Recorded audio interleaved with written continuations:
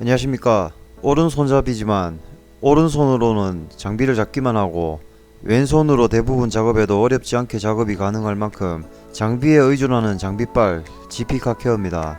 제가 실력이 좋아서 작업을 잘 하는 것이 아니라 여러 상황에 대한 경험이 조금 더 많고 그 상황에 맞는 장비를 갖추고 장비를 잘 활용하기 때문에 결과물이 나쁘지 않은 것입니다. 영상을 시청하시는 분들도 저랑 같은 장비를 사용하시고 잘만 활용하신다면 저보다 훨씬 더 좋은 결과물을 만드시는데 어려움이 없을 것입니다. 그래서 이번엔 제가 가지고 있는 장비와 그 장비를 활용하는 방법에 대해 공유를 해보려고 합니다. 제가 구독과 좋아요 강요하는 것도 아닌데 꼭 이런 영상에는 정보 공유하는 거 싫어하고 기술과 손이 아닌 입으로 장사하는 찌질한 장사꾼들은 또 싫어요 눌러주실 것 같지만 그런 뒷담 화나 하고 하소연이나 하는 찌질한 장사꾼들이 누르는 싫어요는 신경쓰지 않고 잘 보고 계신다는 분들을 위해서라도 도움이 될 만한 영상 공유하며 입으로 고객을 기만하는 업체들 씹어드리겠습니다. 제가 장비에 대해 공유하는 이유는 여유시간 쪼개가면서 쎄 빠지게 영상 편집해서 공유해드리는데 공감해주시고 표현해주시는 분들이 많아야 다음 영상 편집할 의욕이 생기듯 장비를 개발하고 판매하시는 분도 조금이라도 더 팔려야 또 더 좋은 장비를 개발할 의욕이 생길 것이고 그래야 저처럼 장비빨로 작업하는 작업자가 조금이라도 편하게 작업할 수 있지 않겠습니까? 권테크 장비는 오랫동안 현업에 몸담고 계시고 진정한 기술자이신 저희 사부님에 의해 만들어졌고 현장에서 계속 사용하며 조금씩 업그레이드가 되고 있습니다. 고액의 연봉을 받고 나름 머리 좋다는 분들이 첨단 장비를 이용해 만드는 자동차나 가전제품도 고장이 날 수 있기 때문에 AS센터가 있는 것입니다. 사용하시다가 제품에 문제가 있거나 혹시나 있는 것 같으면 AS 요청을 하시면 되는데 AS 요청이나 판매처에 문의해 보시지도 않고 쓰레기네 뭐네 그렇게 하시면 그러면 안 돼. 가끔 인터넷을 돌아다니다 보면 카피한 제품들도 많이 보이는데 진짜 남이 쎄 빠지게 만들어 놓은 장비나 케미컬 카피하시는 분들은 상층 교육대 다시 세가 싹다 잡아 쳐넣어야 나라가 산다. 얼마 전 이노스와 카밤에서 주최하는 시연회에서 사장님 영상 보니까 타월을 짜는 것이 보이던데 사장님도 타월을 자주 짜면서 작업하느냐 하는 질문을 받았는데 저는 타월을 짜면서 작업하지 않습니다. 영상에서 타월을 짜는 장면이 나오는 것은 타월이 많이 젖어 있어서 짜는 것이 아니라 어두운 계열의 내장재는 때가 지워지는 것이 확인되지 않기 때문에 타월을 짜면서 오염을 확인하기 위한 것입니다. 타월은 성인 남성이 힘껏 짜버리면 올이 터져서 수명이 짧아지게 됩니다. 그래서 짤 때는 힘을 주지 않고 짜는 것이 좋고 많이 젖어 있다면 건조시켜 놓은 타월로 바꿔서 사용하시는 것이 좋습니다. 그렇다고 타월을 애지중지하면서 천년 만년 사용하라는 얘기도 아닙니다. 어느 정도 수명이 끝나면 물기 흡수력도 약해지고 때를 지우는 성능도 떨어지기 때문에 바꿔주셔야 됩니다. 예전에 어느 유튜브 영상을 보니 클리닝 할 때 막 쓴다는 노란 타월을 사용하시는데 물론 세탁해놓은 타월이겠지만 타월이 워낙 때에 찌들어서 이건 뭐 타월로 시트를 닦는 건지 시트로 타월을 닦는 건지 구분이 안 되는 영상이 있던데 평소 작업은 그런 타월을 사용하시더라도 영상을 찍을 때만이라도 깨끗한 타월을 사용하시는 게 가게 홍보에 도움이 되지 않나 생각됩니다.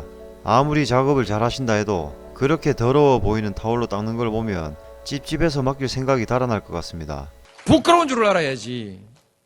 차라리 저처럼 어두운 색상의 타월을 사용하시는 것을 추천드립니다. 어이가 없네. 각설하고 우선 본인이 사용하시는 스팀 기계부터 잘 파악을 하셔야 됩니다. 스팀이라고 다 같은 스팀이 아니라 습기가 거의 없는 스팀이 있고 습기를 많이 포함한 스팀이 있습니다. 습기를 넘어서 수분 또는 물이 많이 나오는 스팀도 있죠.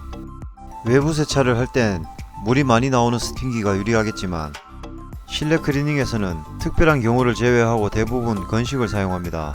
건식 작업은 스팀의 온도로 인해 마르는 속도가 빠르기 때문에 정말 무리하게 작업하지 않는 이상 전기장치나 내장재에 문제가 되지 않습니다. 습식 작업은 스팀에 포함된 많은 습기로 전기장치나 기타 장치들 그리고 본드로 붙여놓은 천정이나 시트 같은 경우 후속 작업이 많아지거나 문제가 발생될 수도 있습니다. 울진에 계시는 저희 사부님이나 그 외에 작업 속도가 빠르신 분들은 괜찮을 수 있지만 아직 숙달되지 않은 분들은 정말 조심하셔야 됩니다. 수분 또는 습기 기준이 정해져 있는 것은 아니지만 유리나 도장면에 분사를 해보면서 파악하는 방법도 있고 공중에 분사를 해보면서 색깔로 판단하는 방법도 있습니다. 색깔이 파란색 계열이면 습기가 많지 않은 건식 스팀이고 흰색이라면 습기가 많다고 보시면 됩니다.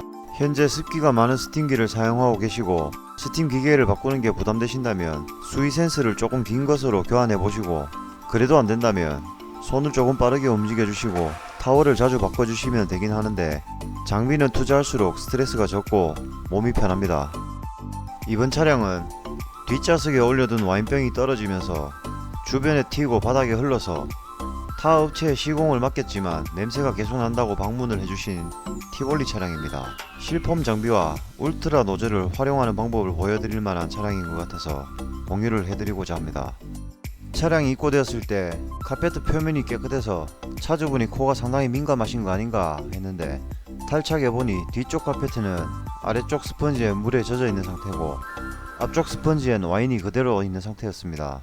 이런 상태면 와인이 섞이면서 앞쪽으로 흘러 들어간 건지 뒤쪽만 오염되었었는데 업체에서 시공하면서 뒤쪽에 있던 와인이 앞으로 흘러 들어간 건지 알 수가 없습니다.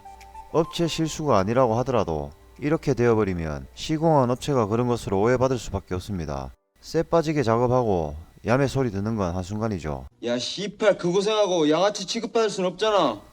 카페트 상단에 어떠한 액체를 쏟았을 때 카페트를 들어서 확인해 보는 게 중요합니다. 그리고 아래쪽에 오염이 있다면 탈착을 해서 세척을 하거나 교환을 해 주시는 것이 좋은데 탈착할 실력이 부족하거나 때로는 그렇게 하면 견적이 비싸서 손님들이 안 하려고 한다 라는 핑계를 대는 업체가 있는데 차라리 그 작업을 포기하는 게 맞습니다. 난 오늘만 산다. 영화 아저씨의 원빈 대사도 아니고 이렇게 망가뜨려 놓고 1, 20만원 벌면 뭐합니까? 가게 이미지는 떨어지고 그렇게 소문나면 그게 더 손해일 텐데 어쨌든 저는 이렇게 망쳐놓은 덕분에 카페트 세척할 수고는 들었습니다.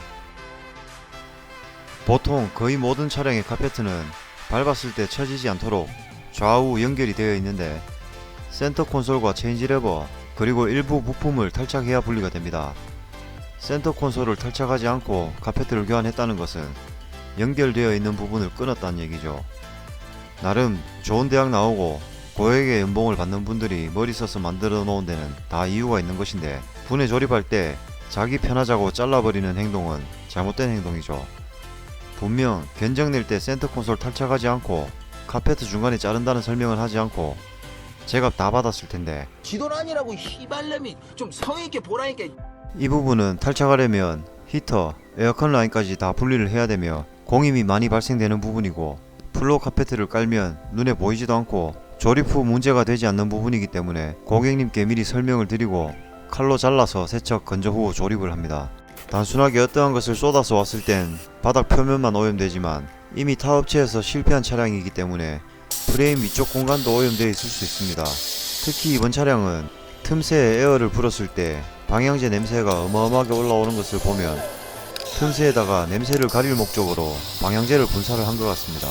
프레임 내부는 그냥 세척하기는 힘들기 때문에 실폼 장비를 이용해 약품의 거품 농도를 적당하게 조절하면 발생되는 거품에 의해 내부 전체에 세정제가 묻게 됩니다.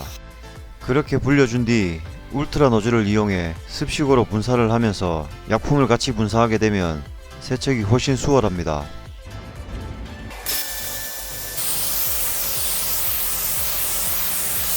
이건 너무한 거 아니냐고 씨발.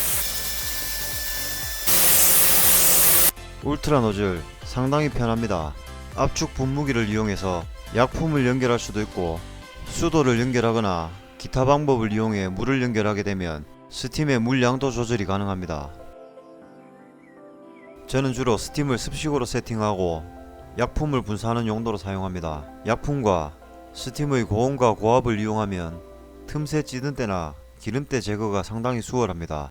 이 영상을 만들기 전 권테크 대표님과 통화를 했었는데 혹시나 폐수 시설이 없는 스팀 세차장에서 케미컬 사용이나 과도한 물 사용으로 단속 대상이 되지 않을까 걱정하는 말씀을 하시던데 아니 오폐수 시설 없는 스팀 세차장에서 대놓고 고압 세척기 사용하고 외부 카샴푸 미트질 하는 업체도 많은데 단속 나오면 바닥 세척용이라고 둘러대기나 하는 그런 곳에 비하면 양호한 게 아닐까 생각됩니다. 막말로 대한민국 법은 이용할 줄 아는 사람이 돈을 벌고 걸리면 불법, 안 걸리면 합법 아닙니까?